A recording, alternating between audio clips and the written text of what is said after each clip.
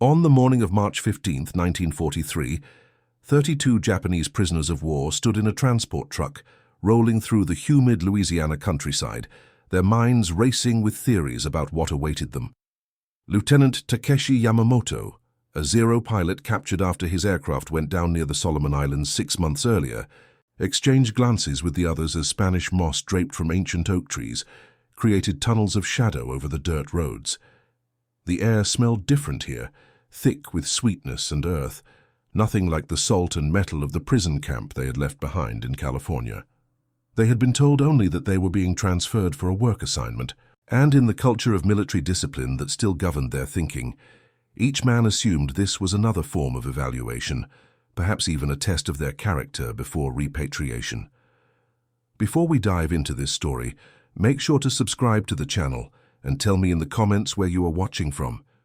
It really helps support the channel.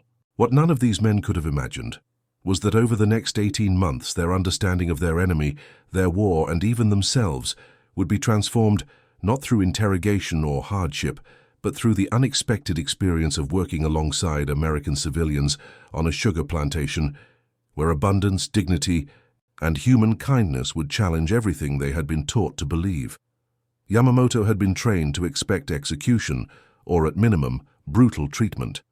The military education he had received emphasized that capture meant dishonor so complete that death was preferable, and that enemy forces, particularly Americans, were cruel and barbaric. When his aircraft had been struck by anti-aircraft fire and he had parachuted into the ocean, his first thought had been to drown himself rather than face what he believed would be torture. But the American sailors who pulled him from the water had given him a blanket, medical attention for his burns, and something he had not eaten in weeks: fresh fruit. Still, he had told himself, this was surely a psychological tactic, a way to soften him before the real cruelty began. The truck turned onto a long drive lined with pecan trees, and ahead, the prisoners could see sprawling fields of sugarcane stretching to the horizon, the tall green stalks swaying in the breeze like an ocean of grass. At the center of the property stood a large plantation house, white-painted and columned, with smaller buildings scattered around it, workers' quarters, a processing facility, and what looked like dining halls. As the truck slowed to a stop, a group of Americans emerged from the main house, not soldiers, but civilians, men in work clothes, and a woman in a simple dress carrying a pitcher of what appeared to be lemonade.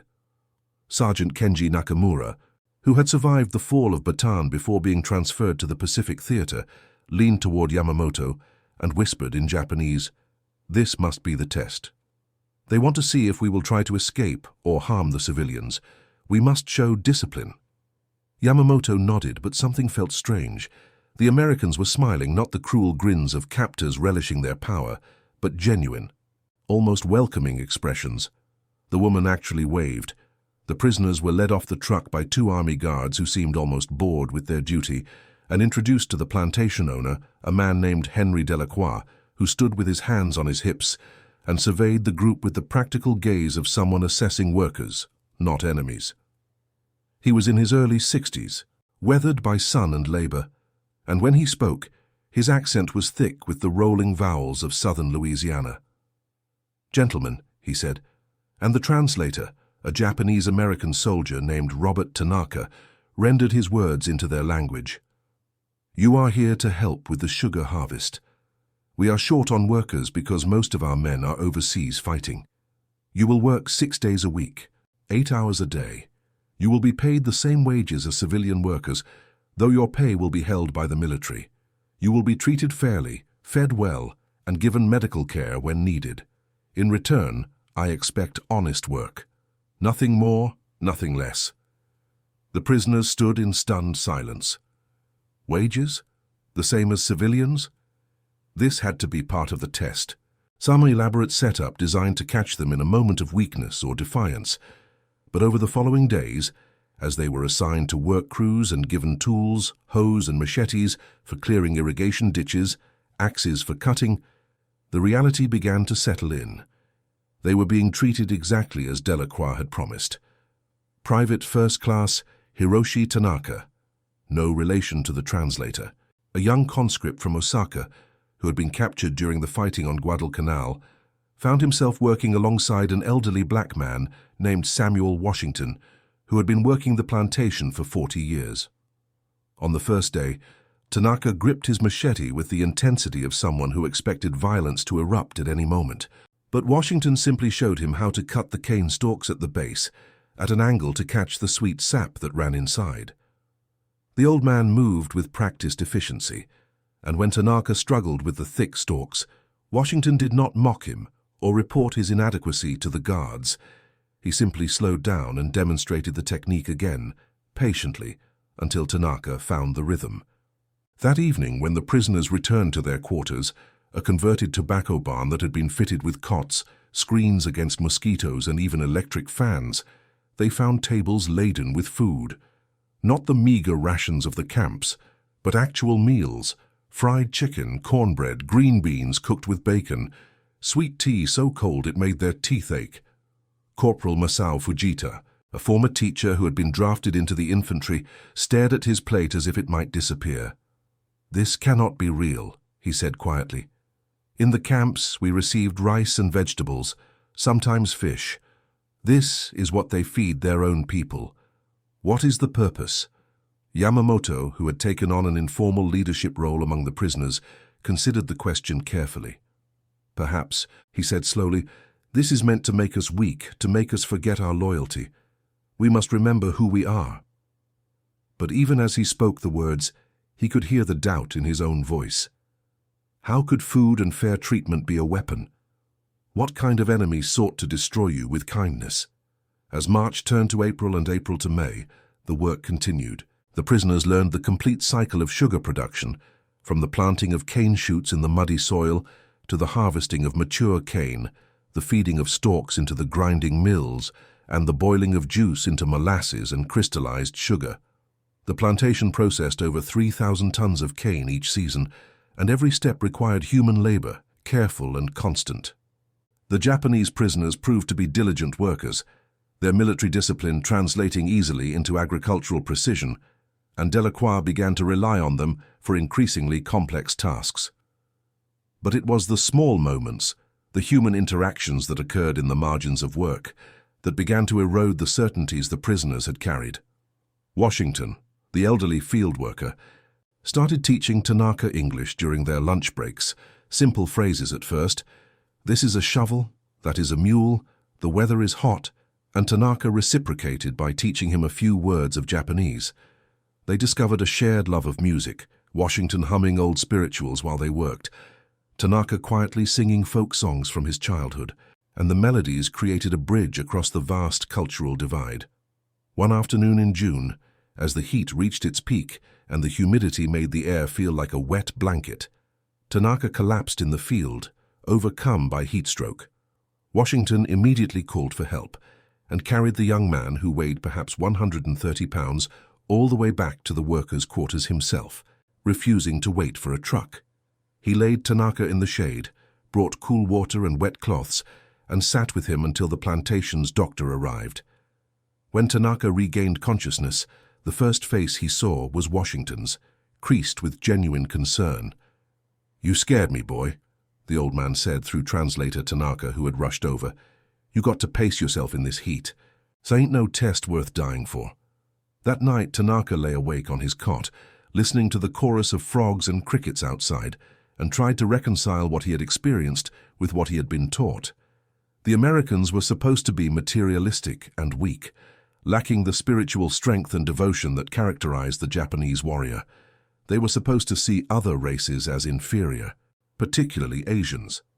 Yet here was a black man, himself a victim of America's own racial hierarchies, showing more compassion to an enemy soldier than Tanaka had ever received from some of his own officers. The cognitive dissonance was profound. As summer deepened and the cane grew tall, sometimes reaching 15 feet or more, the prisoners began to notice other things that challenged their understanding. They observed that the civilian workers, both black and white, though they maintained certain social separations, often helped each other with difficult tasks. They saw Delacroix's wife, Catherine, personally bringing water to workers in the fields, not just the Americans but the prisoners too, and asking through the translator if they needed anything. They noticed that the armed guards who technically supervised them spent most of their time sitting in the shade, smoking cigarettes, barely watching at all, and that the prisoners were often sent to work in areas far from any oversight. It would have been remarkably easy to escape. The plantation bordered thick forests and swampland, and the guards numbered only 4 for 32 prisoners, yet not a single man attempted it. This puzzled the American military officials who visited monthly to inspect the program. The camp commander, Colonel James Richardson, asked Yamamoto directly during one such visit, through translator Tanaka, why there had been no escape attempts. You are not behind wire, you outnumber the guards, and you are physically fit from the work. What prevents you? Yamamoto considered the question carefully, aware that his answer would sound strange. Sir, he said, we have nowhere to go. If we escaped, we would be hunted, and we would bring shame to Mr. Delacroix, who has treated us with respect. More than that, he paused, searching for the right words. We are beginning to understand that what we were told about America and Americans may not have been entirely accurate. We wish to continue learning. The colonel, a career officer who had expected the usual concerns about honor and duty, found himself surprised by the response. He made a note in his report that the Louisiana Agricultural Work Program appeared to be achieving an unexpected benefit, attitudinal change among the prisoners that might prove valuable in future peace negotiations. By August, the prisoners had been at the plantation for 5 months, and the relationships between them and the civilian workers had deepened significantly.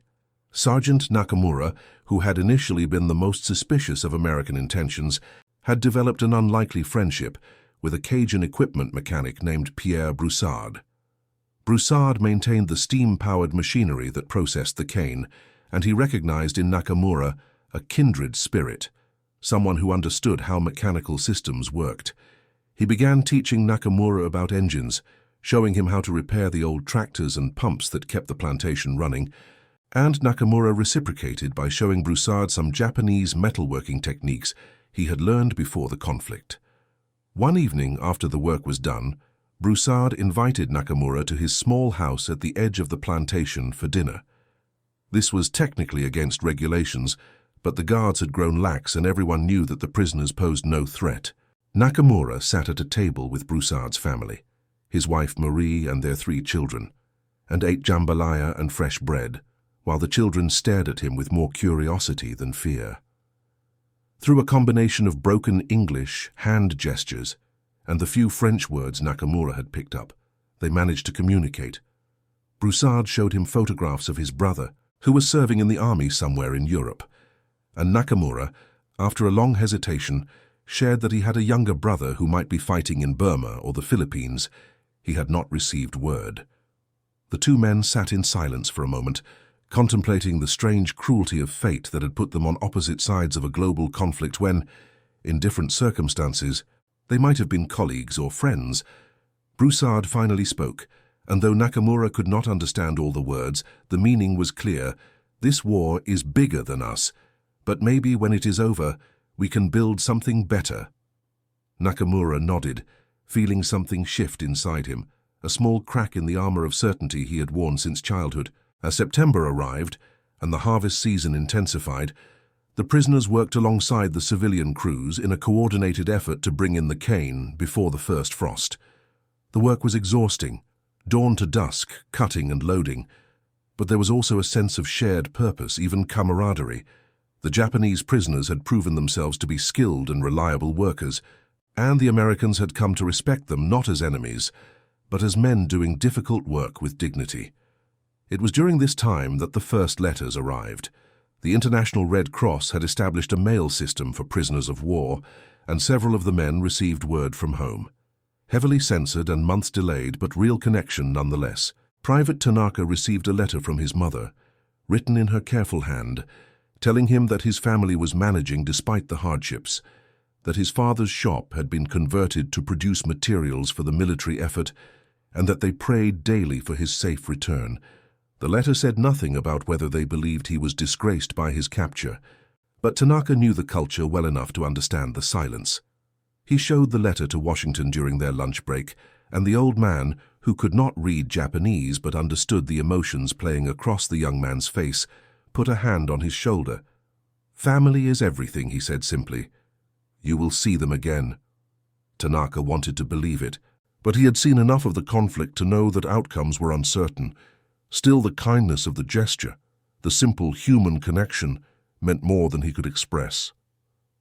October brought cooler weather and a change in the atmosphere at the plantation. News from the Pacific Theater had been filtering through, the American forces advancing, Japanese positions falling, and the prisoners could feel the shift in the trajectory of the conflict. Some responded with deepened resolve, convincing themselves that reports of American victories were propaganda, while others, like Yamamoto, began to privately acknowledge that their nation might not prevail. But regardless of their individual beliefs about the conflict's outcome, all of them had been changed by their experience in Louisiana. The transformation was most evident in how they spoke about Americans. In their private conversations, conducted in Japanese in their quarters at night, the language had shifted. They no longer referred to the enemy as demons or barbarians, the propaganda terms they had been taught. Instead, they spoke of specific individuals: Washington and his patience, Broussard and his mechanical skill, Catherine Delacroix and her kindness, even the guards who treated them with casual indifference rather than cruelty. They told stories about the abundance they had witnessed, the sheer quantity of food and resources that Americans seemed to take for granted, and debated what it meant that a nation could fight a war on multiple continents while still having enough surplus to feed prisoners well.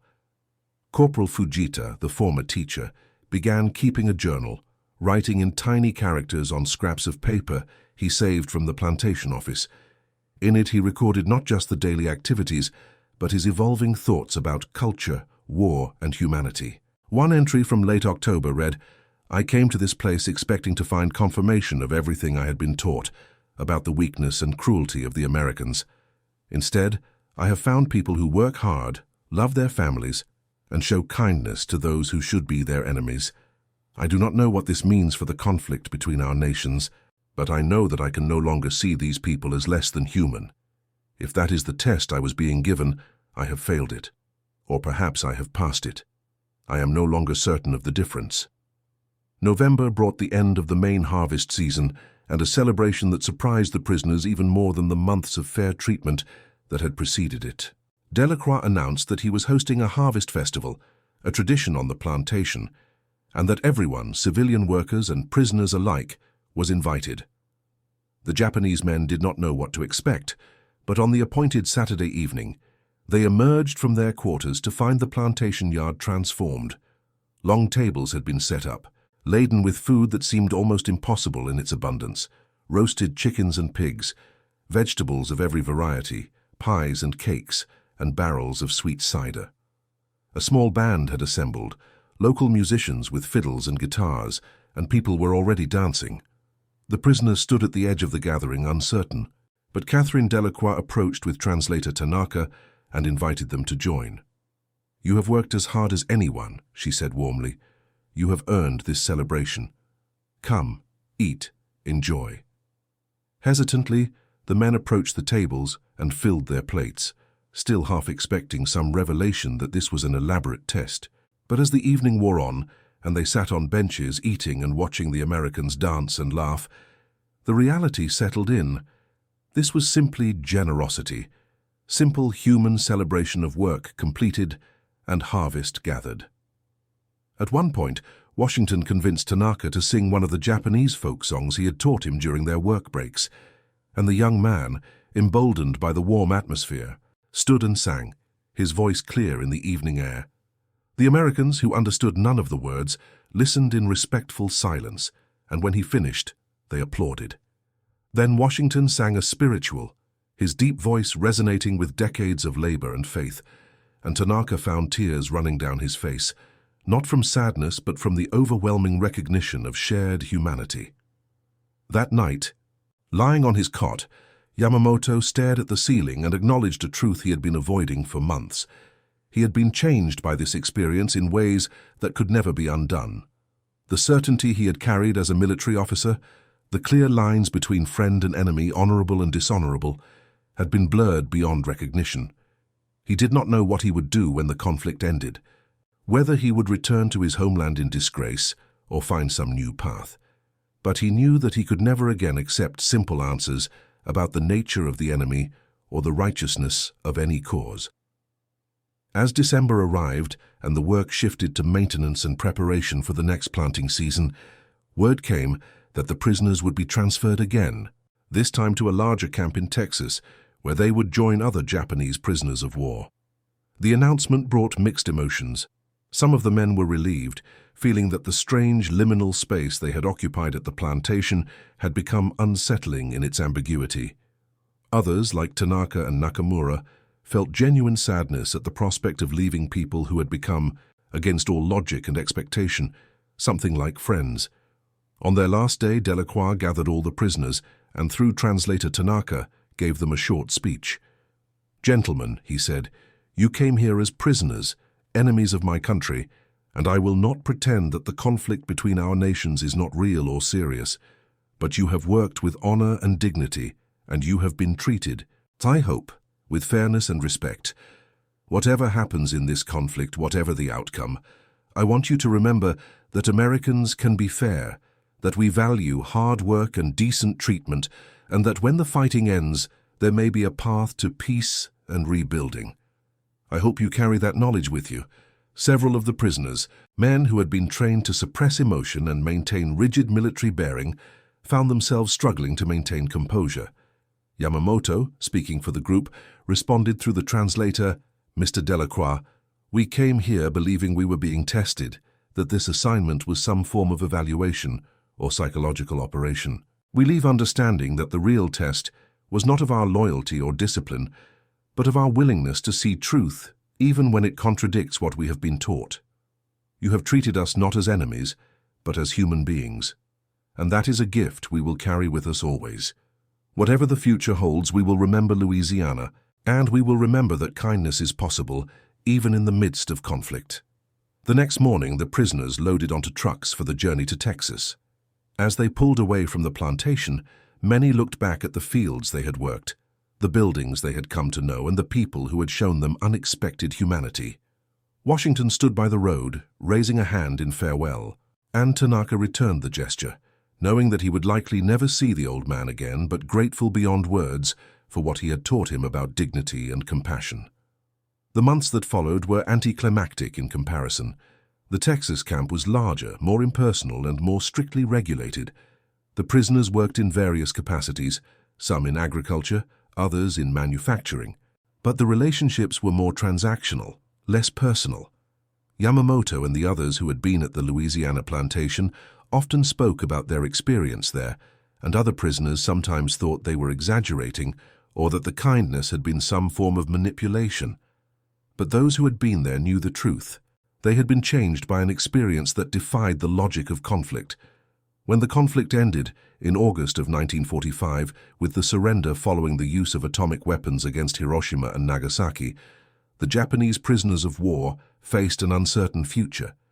Repatriation was slow and complicated, and some men spent more than a year in American custody after the official end of hostilities. During this time, Yamamoto and several others from the Louisiana group began teaching English to their fellow prisoners and talking about what they had learned of American culture and values. They spoke not as collaborators or traitors, but as men who had gained unexpected knowledge that might prove valuable in rebuilding their shattered nation. In early 1947, Yamamoto finally returned to the regions around Tokyo, to a landscape utterly transformed by conflict and occupation. His family had survived, though they had lost their home and most of their possessions. The shame of his capture, which he had feared would make him an outcast, proved to be less significant than he had imagined in a nation where so many had lost so much. He found work as a translator for the American occupation forces, using the English he had learned, and eventually became involved in cultural exchange programs, designed to help rebuild relationships between former enemies. Years later, in 1963, Yamamoto received a letter that had been forwarded through several addresses before finding him. It was from Louisiana, from a young man named Samuel Washington, Jr., who explained that his grandfather, the elderly field worker, had passed away the previous year but had often spoken of the Japanese prisoner who had worked beside him during the conflict. The letter included a photograph, Washington standing in the cane fields, his weathered face split by a wide smile, and a note in his own hand, written shortly before his passing, "Tell Tanaka that I never forgot him, and that the songs we shared proved that music is a language that crosses all boundaries." Yamamoto showed the letter to Tanaka, who by then had become a teacher in Osaka, educating a new generation about the importance of international understanding and the dangers of propaganda that dehumanizes enemies. The two men sat in Yamamoto's small apartment, drinking tea and remembering the strange months they had spent in Louisiana, and agreeing that the experience had shaped their entire lives in ways they could never have predicted. The story of the Japanese prisoners of war at the Louisiana sugar plantation became a footnote in the larger history of the Second Global Conflict, mentioned occasionally in academic studies of prisoner treatment and cultural exchange, but largely forgotten by the general public. Yet for the men who had lived it, and for some of the Americans who had worked alongside them, it remained a powerful testament to the possibility of humanity persisting even in the midst of organized violence between nations. The plantation itself continued to operate for several more decades before economic changes made large-scale sugar production in Louisiana less viable. The buildings where the prisoners had stayed were eventually torn down, and the fields were converted to other uses. But in the collective memory of those who had been there, both prisoners and civilians, the experience retained a clarity and significance that time could not diminish. In the end, what began as a practical solution to a wartime labor shortage became something far more profound, a demonstration that dignity, fairness, and even kindness could exist between enemies, and that the assumptions people carry about those on the other side of conflict are often far more fragile than they appear. The Japanese prisoners had arrived in Louisiana expecting a test of their loyalty and endurance, and in a sense, they had been tested, but not in the way they imagined. They had been tested in their willingness to see beyond propaganda, to recognize humanity in unexpected places, and to allow their certainties to be transformed by direct experience. And that transformation, quiet and personal as it was, represented a small victory for the possibility of reconciliation and understanding.